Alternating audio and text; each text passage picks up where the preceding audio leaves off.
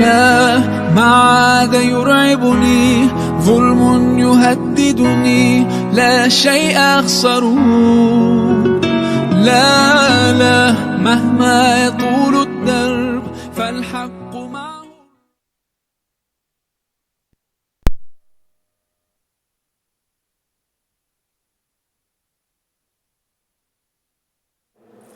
وبارك على محمد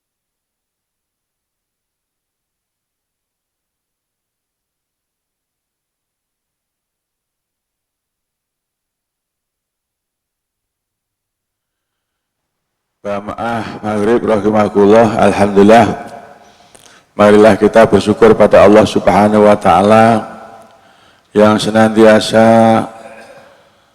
melimpahi rahmat, nikmat dan anugerahnya kepada kita sekalian, sehingga pada malam hari ini kita bisa bertemu bersilaturahim untuk melakukan kegiatan ibadah sholat maghrib berjamaah, dilanjutkan dengan kajian untuk menambah ilmu pengetahuan dalam kondisi sehat walafiat.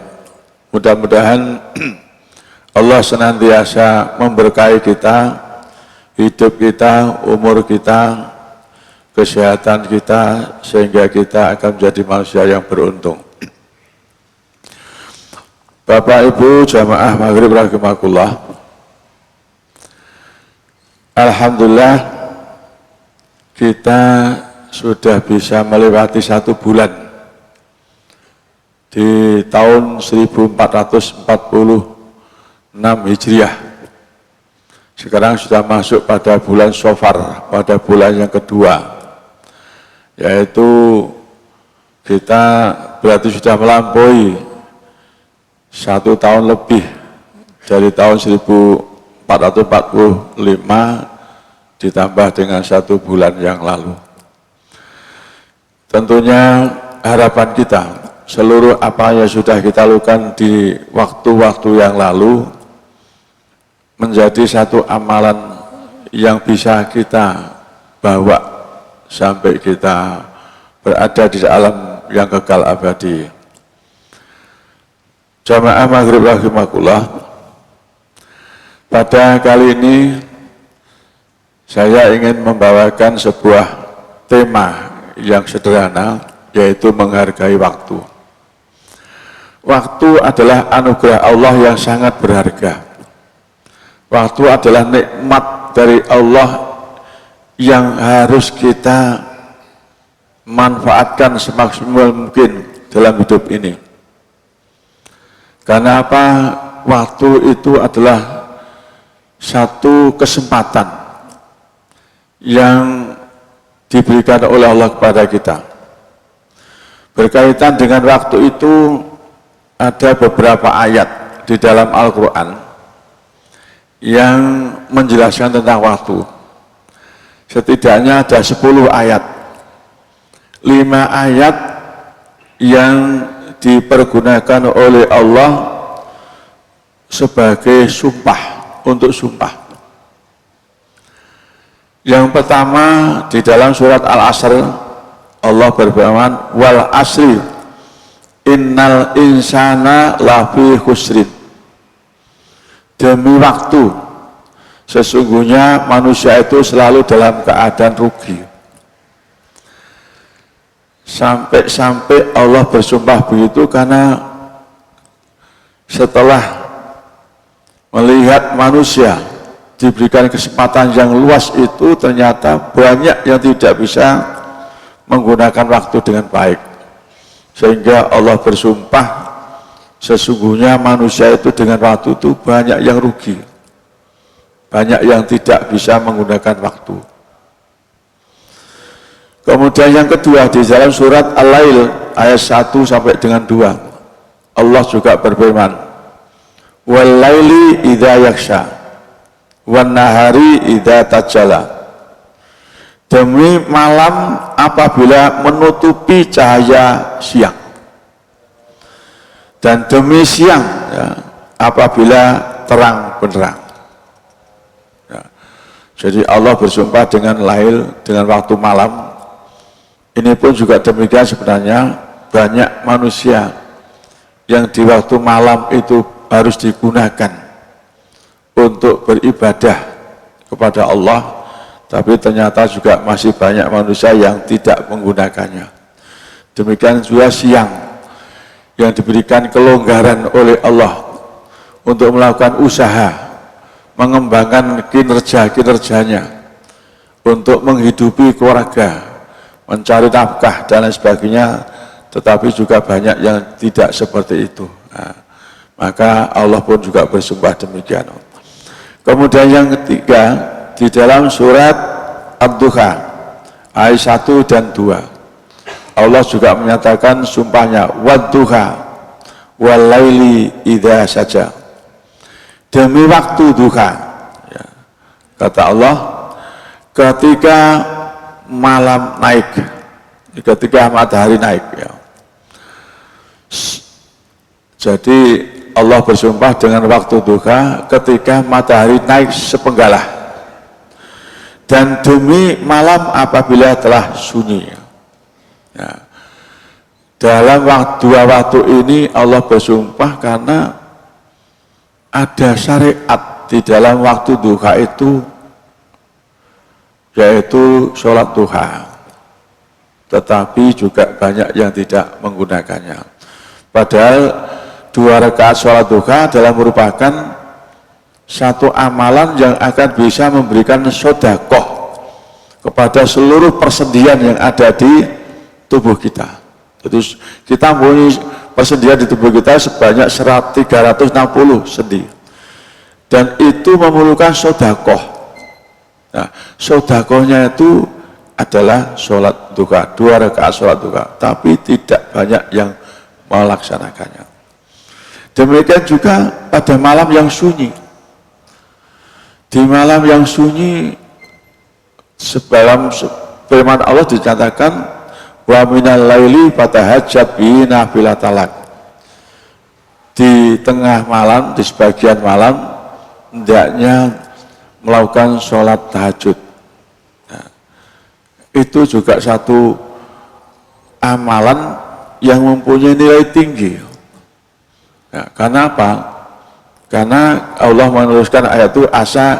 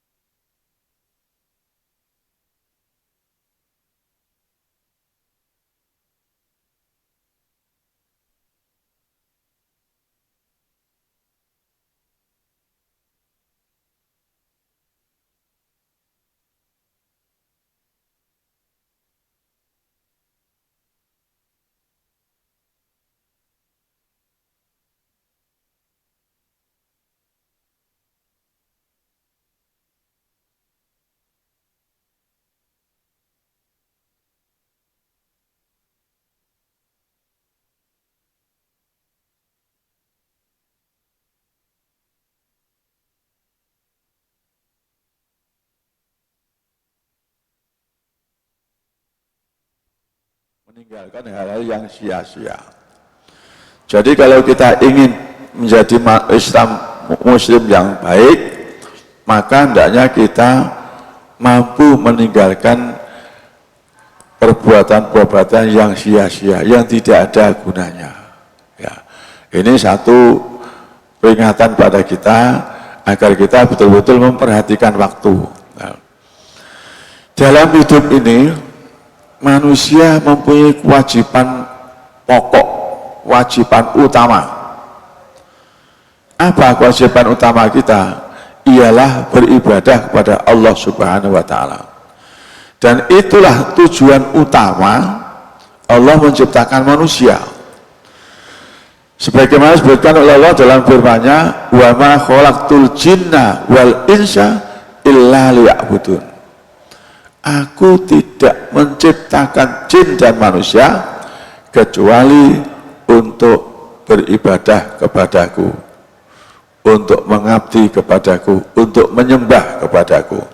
Nah, dalam surat Az-Zariyat ayat 56 Allah menyatakan demikian. Jadi tujuan Allah menciptakan manusia itu hanya untuk beribadah, tujuan utamanya.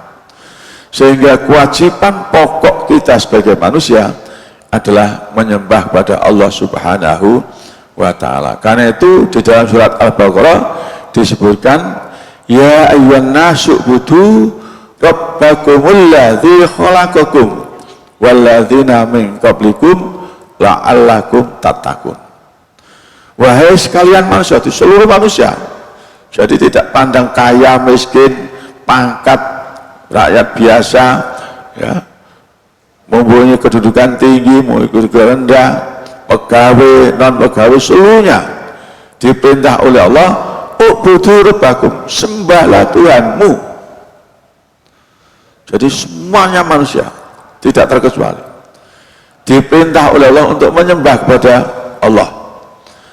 Siapa Tuhanmu itu? Alladzi khalaqakum, yaitu yang telah menciptakan kamu, dan walladzina min qablikum, dan orang-orang sebelum kamu, la'allakum tattaqun, supaya kamu bertakwa. Jadi tujuan pokok manusia diciptakan Allah sekali lagi adalah ibadah. Karena itu pergunakanlah waktu hidup selamanya kita hidup ini untuk beribadah kepada Allah Subhanahu wa Ta'ala. Jangan sampai kita melewatkan waktu untuk beribadah. Karena itu merupakan kewajiban pokok yang harus kita lakukan kepada Allah Subhanahu wa Ta'ala. Jamaah maghrib rahimakumullah.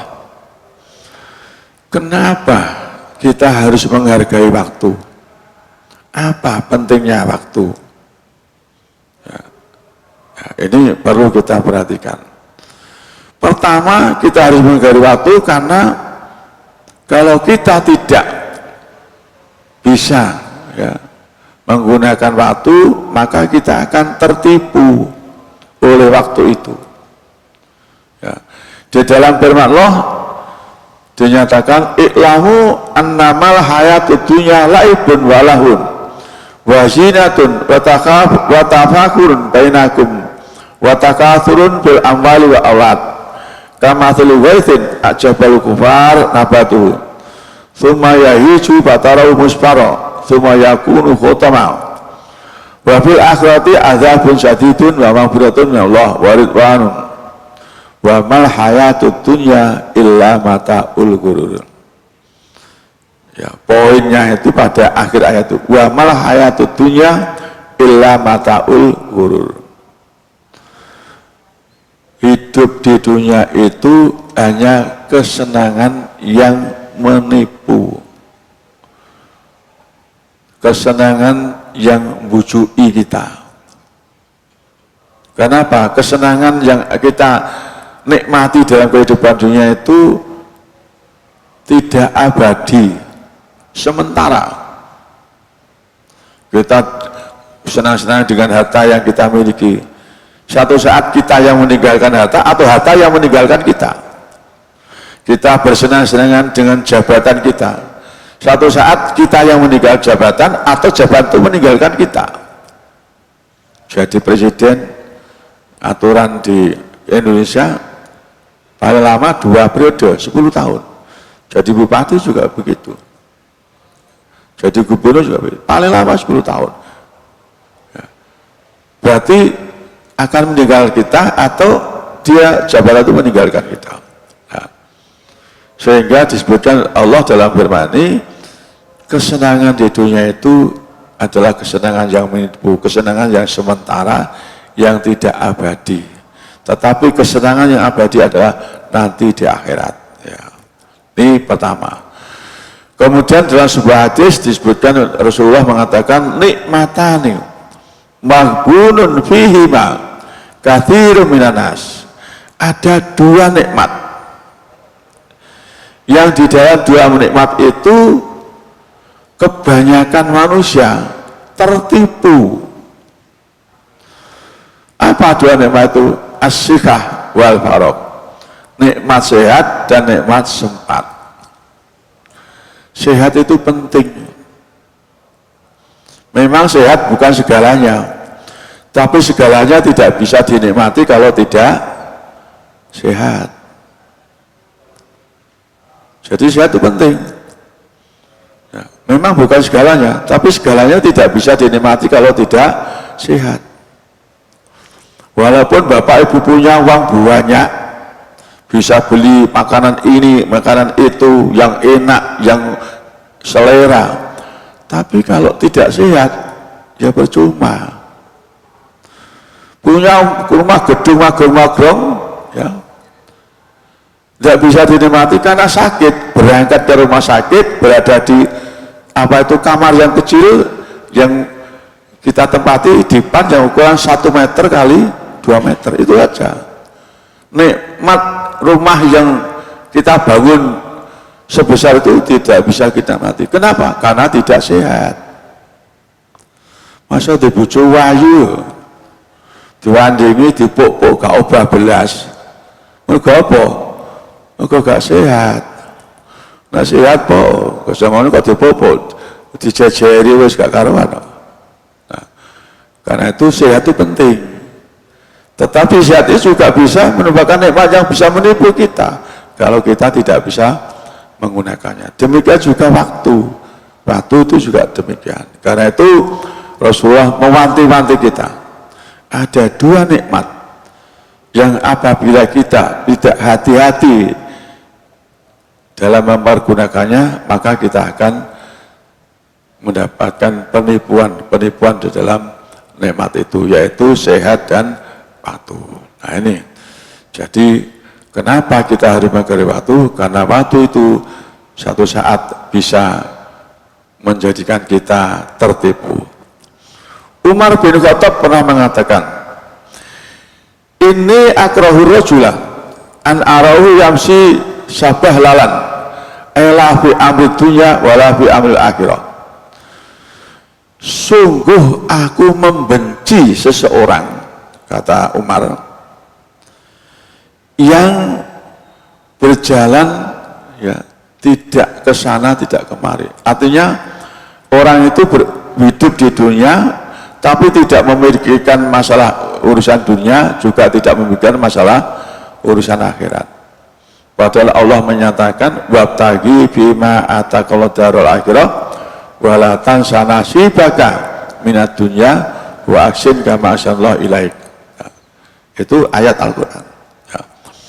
Kemudian Ibnu Mas'ud mengatakan, inilah abghadur rajulah farigun la fi amali dunya wa la fi amali akhirah.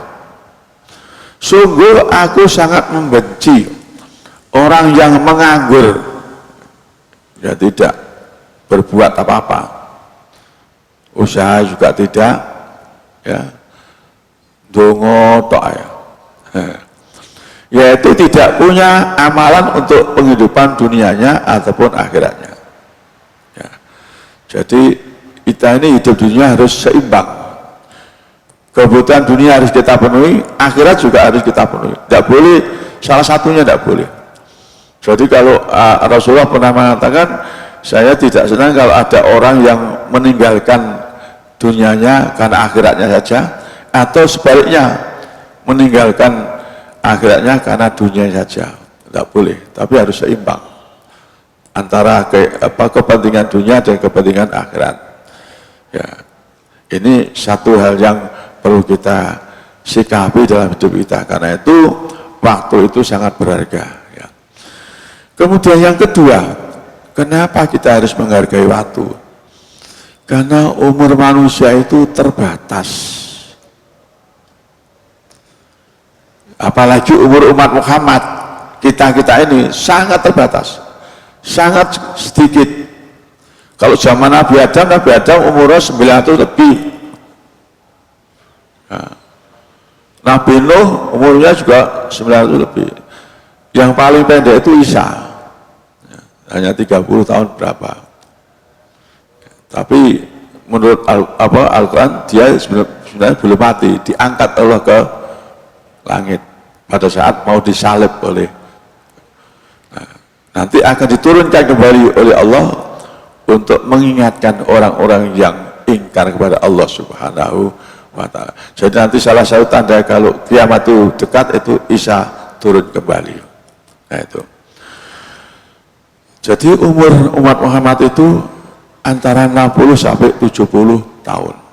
Nah, ini sering kita dengar hadis ini, a'maru ummati ma baina sitin ila sab'in wa aqalluhum ma yajuzu dzalik, atau dalam hadis man yazidu dzalik. Umur umatku, kata Rasulullah, itu antara 60 sampai 70. Ya, kalau enggak 61, ya 62, 63 sampai 69, atau maksimal 70. Sangat sedikit sekali umatku yang umurnya lebih dari 70 tahun. Nah, ini perlu kita perhatikan pada diri kita. Jadi umur umat Muhammad itu antara 60 sampai 70. Rasulullah meninggal pada umur 63 tahun. Ya. Nah, sehingga umatnya dikatakan Rasulullah antara 60 sampai 70. Dan orang yang berumur lebih dari 70 tahun itu sangat sedikit sekali sekarang. Jadi kalau ada orang yang sudah umur lebih dari 70 tahun, itu bonusnya sudah banyak sekali. Ya. Jadi kalau sudah ada yang umur 70 lebih, 71, apalagi sampai 80 tahun, Masya Allah, itu nikmat dari Allah yang besar yang harus dimanfaatkan semaksimal mungkin untuk banyak-banyak meningkatkan ibadah pada Allah Subhanahu wa Ta'ala. Ya. Wis tuwa iku sing dibutuhno apa? Tidak ada. Ya. Apalagi anaknya sudah sukses semua. Jadi kalau ada yang sudah umur 70 tahun lebih, ya, mari kita manfaatkan umur kita dengan sebaik mungkin. Ya. Jangan sampai kita sia-siakan karunia Allah yang besar itu. Ini karunia Allah yang besar. Karena itu termasuk yang langka, kata Rasul. Sangat sedikit. Ya. Jadi itu. Kemudian Rasulullah juga memperingatkan pada kita, a'dzarullah ila mri'in akhara ajalahu hatta balaghu sitina sanatan. Allah tidak menerima alasan, ya, bagi hambanya atau seseorang yang sudah diakhirkan atau yang sudah diberi umur sampai dengan 60 tahun. Jadi tidak menerima undur lagi Allah. Artinya apa? Kalau ada orang yang sudah diberi umur 60 tahun, gak boleh alasan untuk menunda-nunda amal kebajikan. Jangan beralasan lagi. Itu sudah diberikan umur yang panjang oleh Allah. Ya, karena itu ini peringatan yang keras dari Rasulullah kepada kita. Jadi Allah tidak akan menerima alasan atau uzur seseorang yang sudah diberi umur sampai dengan 60 tahun, alasan apapun untuk meninggalkan perintah Allah. Ini tak boleh. Jadi perintah Allah harus dilaksanakan. Ya, perintah Allah yang utama adalah beribadah sebagaimana tadi. Ini umur. Kemudian yang ketiga, kenapa kita harus menghargai waktu? Karena kita akan menghadapi 5 perkara, 5 hal yang harus kita hadapi. Sebagaimana disebutkan oleh Rasulullah dalam hadisnya, yang hadis ini pernah dibuat lirik lagu oleh Roma Irama, ya, lagu dangdutnya. Iktanim khomsan qabla khomsin, syababaka qabla haramika, wasihataka qabla sakomika, waginaka qabla fakrika, ya, wa faragaka qabla syughlika, wa hayataka qabla mautika. Ada 5 perkara yang harus kita sikapi, kita perhatikan, kita jaga sebelum datang 5 perkara yang lain. Pertama, waktu muda sebelum tua. Jangan beralasan saya nom, gak usah sholat dulu. Udah tua, ya nak menangi tua. Nah, dan seterusnya. Masih muda mestinya harus belajar, tidak mau belajar. Nah. Kemudian yang kedua, wasihataka qabla syaukomika, waktu sehat sebelum sakit. Nah, orang sehat itu nikmat, orang sehat itu kekuatannya prima, ibadahnya bisa maksimal. Tapi kalau sakit berbeda. Karena itu pergunakan waktu sehat sebelum waktu sakit.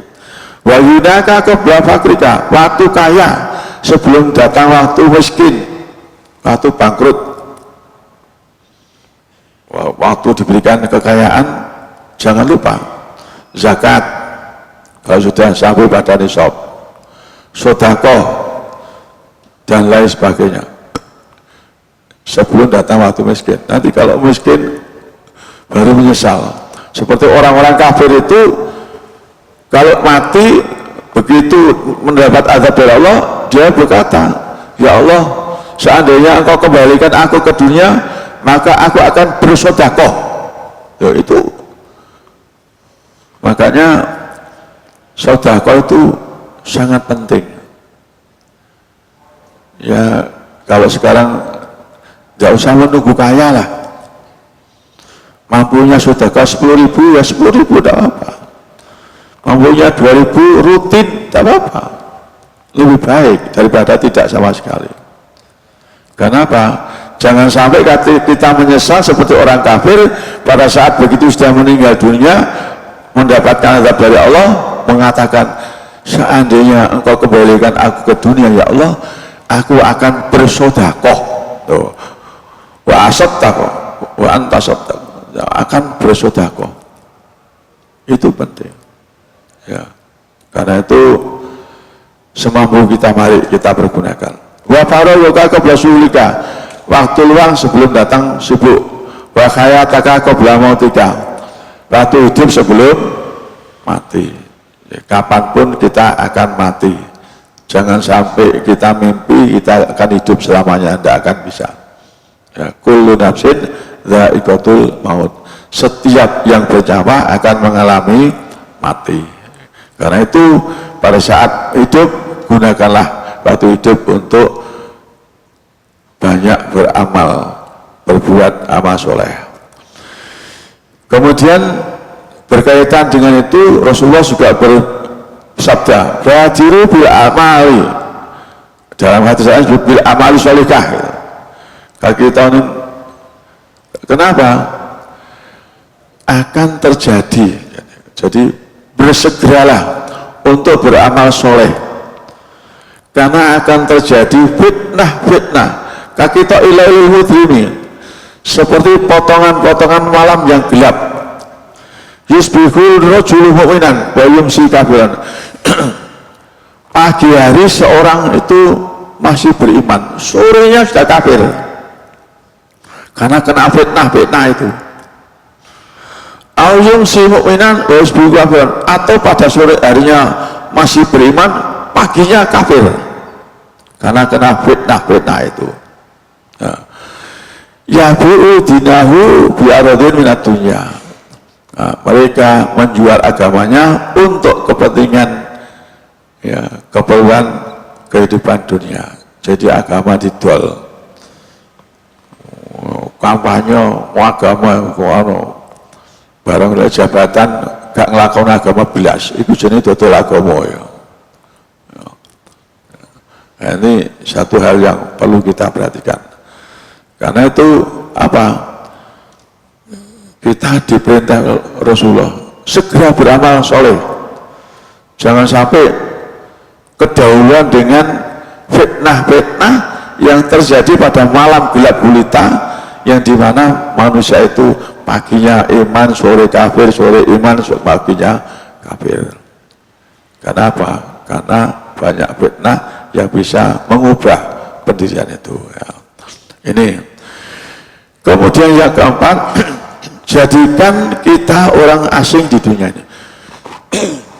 Jamaah rahimakumullah, kita hidup di dunia itu seperti orang asing yang nanti akan kembali ke rumah kita yang asli. Mana rumah kita yang asli? Yaitu akhirat, Darul Qaror ya. Jadi Allah, Rasulullah mengatakan ya, manusia di dunia itu hendaknya seperti orang asing ya. Dalam hadis ini juga begitu. Kemudian ada hadis lain sama juga, Umar mengatakan hendaknya hidup di dunia itu seperti orang yang apa itu asing atau bepergian, pasti akan kembali. Nah, karena itu hendaklah kita ini mempunyai persiapan ya, mempunyai persiapan untuk kembali ke rumah kita. Misalnya ada orang yang pergi ke Malaysia untuk kerja, ini mencari bekal untuk kembali ke rumah. Nah, itu. Kemudian yang kelima, waspadai kondisi bangkrut. Nah, ini yang terakhir Bapak dan Ibu sekalian, yang bisa saya sampaikan sebenarnya banyak sekali. Kita hendaknya mewaspadai satu kondisi nanti yang kita akan bangkrut. Karena apa? Karena kita tidak bisa menggunakan waktu seperti yang saya sampaikan tadi. Ini ayat yang diberikan oleh Allah untuk bersumpah, karena manusia banyak yang rugi, banyak yang bangkrut karena tidak bisa menggunakan waktu. Karena itu waktu adalah sangat berharga, maka marilah betul-betul kita manfaatkan hidup ini yang diberikan oleh Allah, kita gunakan untuk banyak-banyak melakukan kewajiban utama, yaitu beribadah kepada Allah Subhanahu wa Ta'ala. Seluruh kegiatan kita hendaknya kita tujukan untuk Allah, itulah sudah ibadah. Qul inna sholati wa nusuki wa mahyaya wa mamati lillahi rabbil alamin. Sesungguhnya sholatku, ibadahku, hidup dan matiku adalah untuk Allah. Jadi hidup kita seluruhnya kita tujukan untuk Allah, itu namanya juga ibadah. Kita mencari nafkah untuk keluarga, kinati karena Allah, itu juga sudah ibadah. Karena itu marilah seluruh hidup kita nuansakan amalan kita untuk beribadah kepada Allah Subhanahu wa Ta'ala. Jamaah rahimakumullah, mudah-mudahan kelima hal yang bisa menjadikan patokan kita untuk menghargai waktu bisa kita antisipasi dan kita sikapi pada hidup kita, sehingga kita akan menjadi manusia yang beruntung dan bukan menjadi manusia yang rugi dalam hidup ini. Marilah di dunia yang sebagai waktu menanam untuk kehidupan akhirat, kita manfaatkan semaksimal mungkin untuk mencari bekal kebaikan-kebaikan di dalam kehidupan akhirat. Ada 3 yang tidak bisa lepas dari kita setelah kita mati, yaitu 3. Idza mata ibnu adama in qata amalu illa min thalathin shadaqatin jariyah, amal jariyah, sedekah jariyah, au ilmi yuntafa'u bi, atau ilmu yang dimanfaatkan untuk dirinya atau untuk orang lain, au waladin sholihin yad'ulah, atau anak soleh yang diharapkan mendoakan kita kalau sudah meninggal dunia. 3 amalan ini yang melekat. Karena itu Rasulullah mengatakan kalau ada mayit yang dibawa ke kuburan, itu ada 3 yang mengikuti, yang 2 kembali, harta dan keluarga kembali lagi, tetapi amal yang akan melekat pada mayit sampai dibawa ke muakam, ke kuburan. Ya, 3 inilah yang melekat. Karena itu mari kita bangun hidup di dunia ini untuk menciptakan 3 ini, sehingga kita akan bisa menjadi manusia yang beruntung, yang akan bisa terselamatkan hidup kita di dunia maupun akhirat. Nasrul minallah wa fathun qarib wa basyiril mu'minin. Demikian kurang lebihnya mohon maaf. Terima kasih. Assalamualaikum warahmatullahi wabarakatuh.